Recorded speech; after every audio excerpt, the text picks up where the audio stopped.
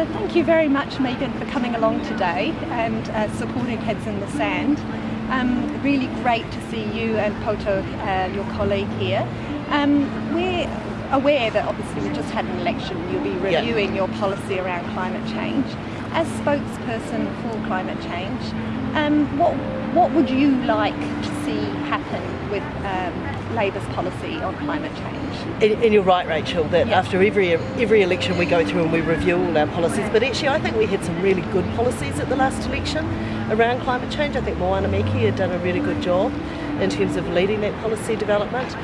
One of the things that we had in our policy that I think that we're going to have to do with even more urgency when we're in government after 2017 is setting up a climate commission, so that we actually have a centralised body that is responsible for doing the budgeting around this. It's one thing to set targets, but we've actually got to have a way of ensuring that we actually are meeting those targets.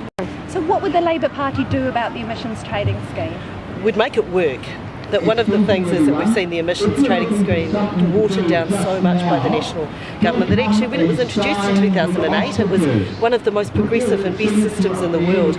One of the things that we absolutely have to commit to is moving agriculture into the emission trading scheme if New Zealand's going to get serious about reducing its own emissions.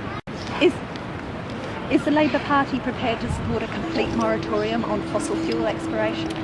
What we've said in terms of fossil fuel exploration is that the so-called safeguards that are put in place through the EEZ legislation aren't nearly strong enough.